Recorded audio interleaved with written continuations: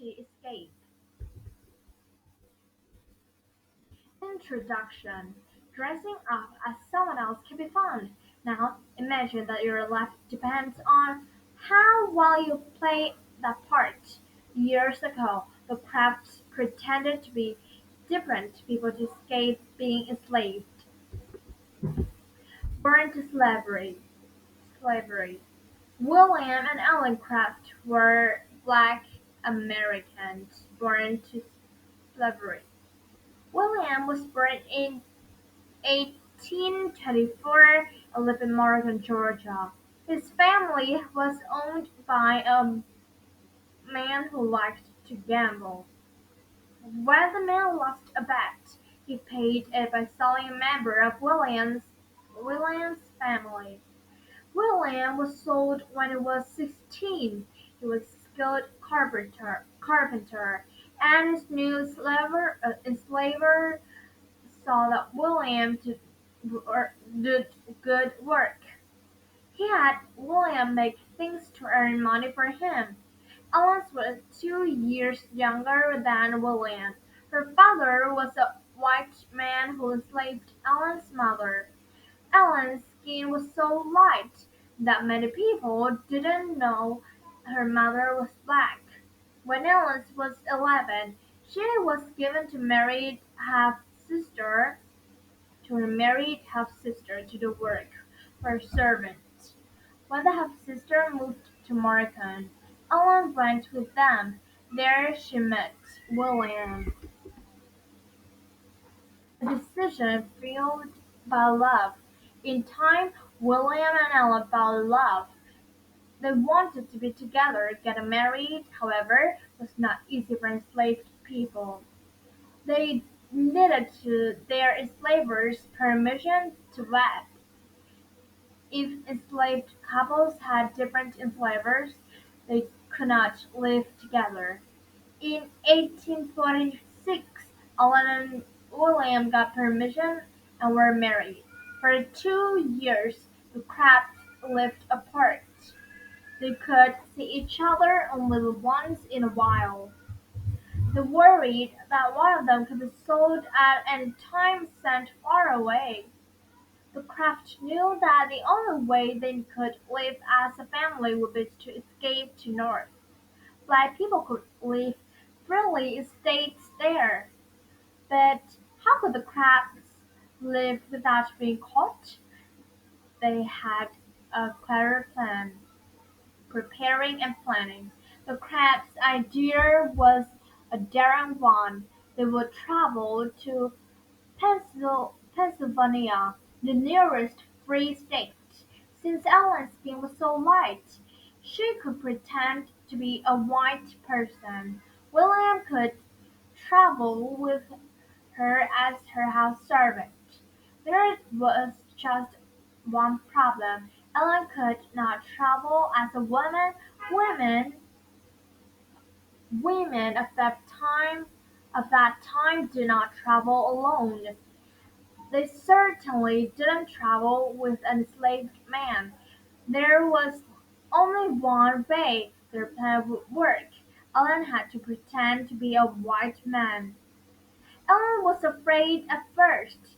If they got caught, they would be punished. She finally agreed when they decided that what they would do. The night of the escape, William would cut Ellen's hair short. She would wear special clothes to hide her figure. She would also wear a bandage around her face and green glasses to complete her disguise. Ellen would wear one arm in a sling. Ellen had never learned to read or write. She could not sign for their travel tickets. A hurt arm would give her the perfect excuse not to sign. Being hurt would also explain why William was traveling in with his slaver. As long as they acted their parts, no one would suspect a thing. The Great Escape begins. The Crafts decided to leave on December 21, 1848. William was set aside some money for their trip. The couple asked their enslavers for a time off at Christmas. Enslavers often gave enslaved people a few days to celebrate with their families. The Crafts could leave then and not be missed for days. When the day came, William cut Anne's hair and helped her into her costume. They said a prayer and went into town to buy a train ticket.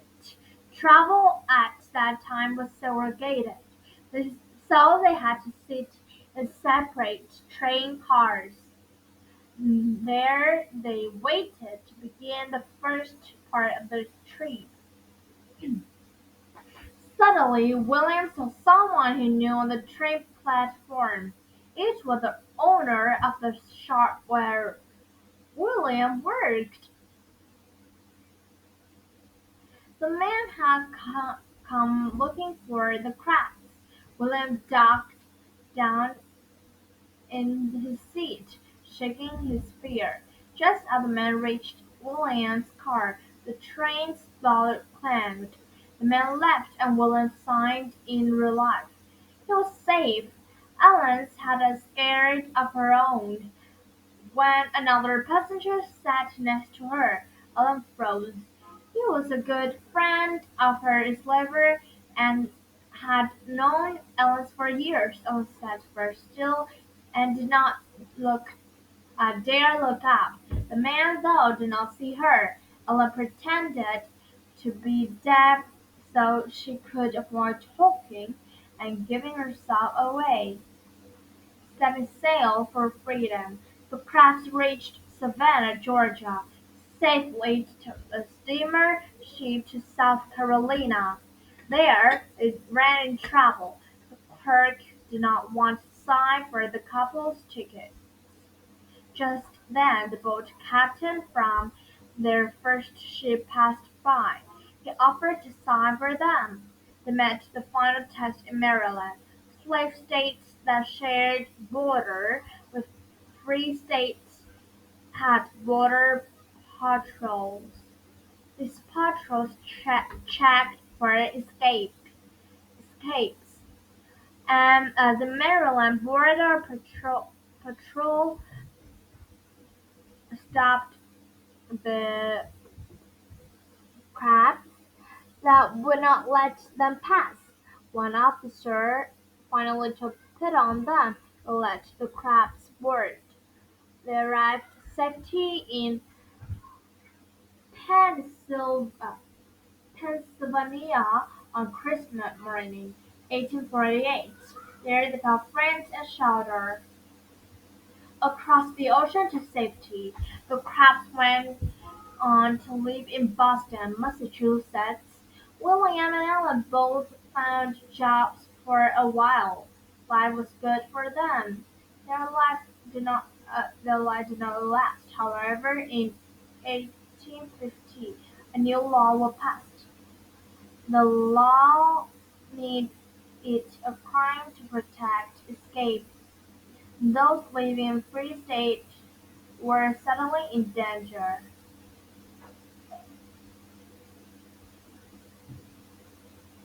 The bounty hunter arrived in Boston searching for the crabs. The crabs hid with friends, but they grew tired of living in fear. In December 1850, they went to England.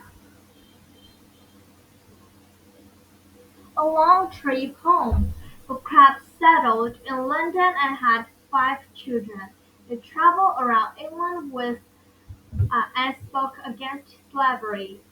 In 1860, William wrote a book about their escape. In 1870, William and Ella returned to the United States, where slavery was now against the law. The craft settled back in Georgia. They started two schools for people who were once enslaved, but the schools were burned down. They started another school, but white people forced them to close in, it down. In in 1890, they moved in with their daughter in South Carolina and lived there until they died. In the end, they achieved they wanted most from life. They raised a family that could not be torn apart by slavery and lived out their lives together.